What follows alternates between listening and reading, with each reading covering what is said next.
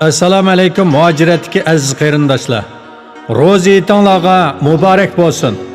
2 yildan beri Uyg'ur informatsion markazi tajribali ustozlarning yetakchiligida 15 nafar aktyorning zo'r tirishchanlik ko'rsatishi bilan 9 qismli televiziya teatri Ibn Sina, 11 qismli televiziya teatri Hazrati Maryam, 18 qismli televiziya teatri Ashabul Kahf, 44 qismli televiziya teatri Yunus Emir qatorliq klassik filmlarni tarjima qilib, ovozga elib muhojiratdagi qarindoshlarning huzuriga sunib keldi. Bu filmlar o'z davrining alayliklarini namoyon qilgan bo'lib, Ibn Sina filmida turk millatlarning faxri bo'lgan mashhur zot Ibn Sinaning meditsinaga qo'shgan to'kpisi aks ettirilgan. Hazrati Maryam onamizning filmida bo'lsa, Yahudilarning Allohning payg'ambarlariga qilgan suiqasd va razilliklari fosh qilingan.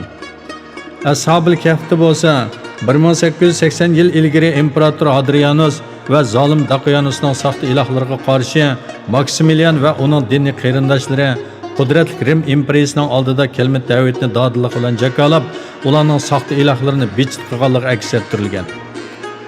Yunus Emirda bo'lsa, Yunus Emirning hayoti nihoyatda chin va jonliq aks ettirilgan bo'lib, Allohning valisi Taptiq Emirning ko'ngil qo'yib tarbiyalashi bilan ilgirki hayajon, tantaklarcha qaror chiqarib, qiziqqonlik bilan ish qiladigan Yunus Emre oldi bilan nafsi bilan jihad qilib, qalbini poklab, kichik fe'l muloyim, o'tkir fikrlik, dona, hikmatlarga to'lgan adib bo'lib yetishib chiqib, tasavvufning ustozi bo'lib tanilganligi aks ettirilgan.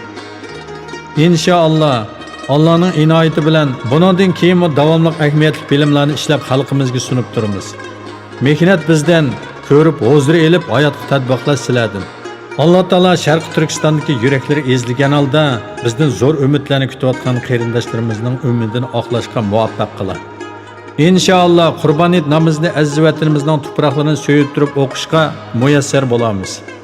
Assalomu alaykum muhojiratdagi barliq qarindoshlar. Uyg'ur televiziyasidan hammanglarga yetlik salom. Roza ھىيتىڭلارغا muborak bo'lsin.